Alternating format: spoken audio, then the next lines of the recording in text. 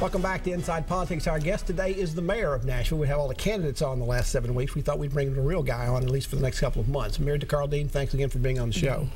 Now, earlier this year, Metro Council rejected 3 projects that you wanted to move forward with that were capital projects. Building the flood wall downtown, moving the jail out to Antioch, and also making a change in with the police headquarters. Police headquarters to Jefferson Street. I remember them all. I would imagine you do. Any regrets about how you handled that particular situation? Do you wish that was one thing you could sort of do over here in these last couple of months? Yeah, I mean, sure. I mean, anytime you don't, succeed in getting through the council what you want, you think maybe a different way to approach it. I mean, clearly, whatever blame is to be attached for the presentation, give that to me. That's my job. But I also think politics had a lot to do with it. I mean, I think one of the things, you talk about coming to the end of your term, we certainly took the approach, and I make no apologies for it, is that we worked to the end, and we didn't. I think the city is in a position where you don't slow down, you don't stop doing things that are going to help the city. And so we moved forward, and clearly you had lots of people in the council running for re-election, people running for at-large seats who were at district seats. You had other political influences all converging that made it harder to get anything done, people trading votes on different issues. And so that's the way it worked out. There were very close votes. I mean, some of them were 1 vote, some of them were 2 votes. All of them would have been, I think, in the best interest of the city. Hopefully the city will come back definitely on the flood wall and revisit that. So in terms of regrets, you think whoever the next mayor is needs to act on these 3 projects pretty quickly in their first term? Well, I think, the jail issue, it has to be somewhere, whether it's downtown. You look at the cost of redoing that building and relocating inmates, but it has to be, something has to be done. You can't let the status quo just stay. I think on the police headquarters, again, that building needs to be fixed, and the police headquarters needs to go somewhere. There are lots of places in the city who want it, I mean, who just asked for it. I believe Jefferson Street was a great location because it would bring economic vitality, perhaps jobs to that area, but that's up for the next administration to decide. The flood wall is a little different. The flood wall, I was mayor during the flood. We've worked on this. This is not a surprise issue. I mean, one of the things that I would disagree with those who say, well, it should have been handled different. The council had information on this for a year. They voted to approve it a year ago. Some of the people who didn't favor it never looked at the engineering studies, all the stuff that was made available to them. This is something the city needs. It's not just something for downtown. There are 55,000 people who work downtown. And if our downtown is, because of flood damage, is inoperable, you're going to have lots of unemployed people, and you're going to have the city kind of grind to a halt. This is a very financially reasonable thing, easily for the city to handle, and I hope that that the city revisits it. The city needs to. We have a field of 7 candidates who want to take your place. Are you flattered it takes that many people who are that interested in taking your job? Well, they're interested in the job, not necessarily taking my job.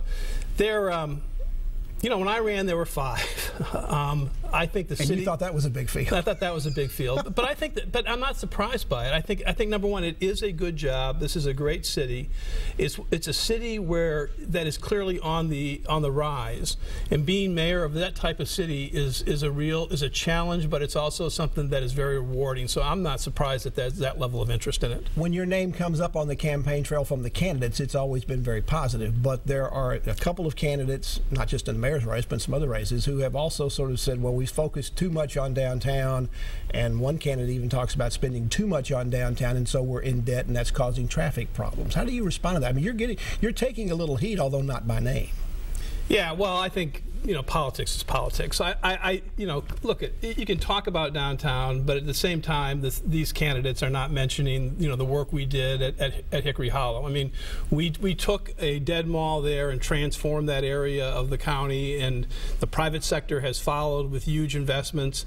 We've made investments all over the city, and I would put up our investments around the city against any other administration. Some of the comments about we need to do more on infrastructure and sewer lines and water lines, it sounds like That's not what we've been doing the last 8 years, No. and I know you disagree with that. Yeah, I mean, the comments about infrastructure, when I took office, there was zero bonding capacity in the water department. We did I hate to remind people here at the end, but we increased water rates so that we would have bonding capacity to do hundreds of millions of dollars worth of water projects. We created the stormwater fee to allow us to do the stormwater work.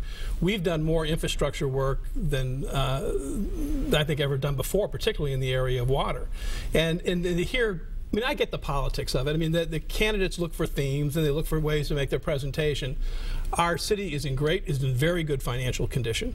Our percentage of debt, servicing debt compared to in the budget numbers is about the same as when I came into office.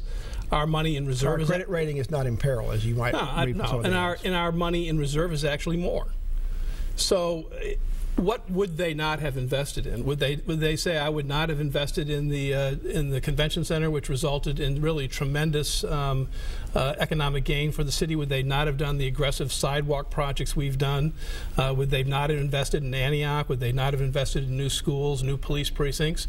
I mean, that's really when you're actually doing the job, you got to make those decisions. And our position, I think, is very strong. The next mayor is going to inherit a city economy that is much stronger than the one I inherited. You haven't gotten involved in this race behind a candidate or anything else. I assume that'll be the case all the way to August 6th. Will it be the case in the runoff as well when we get down to two candidates?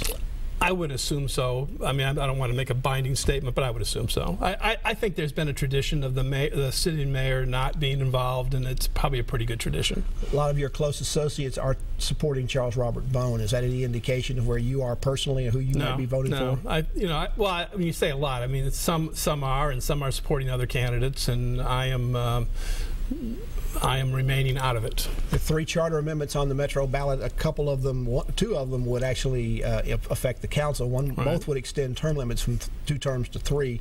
One would also cut the size of the council. As somebody who's had to deal with a 40-member council for the last 8 years, should the council be smaller? You know, that's not an issue that I have felt strongly about. I've enjoyed working with the council. There's a reason why we have 40 members, which is to provide representation all over a large geographic area. And I think the citizens of Nashville have been relatively happy with that. The decision as to whether the council should be cut is a right one for the citizens to make in a referendum. That's a classic issue for the citizens to decide what level of representation they want. Do you think 3 terms for them would be better than 2 terms in terms of term limits? I think I'm not wild about term limits in general, but the people of Nashville have spoken on this issue, whether it's for the mayor or whether it's for the council. They have repeatedly said that they're in favor of term limits.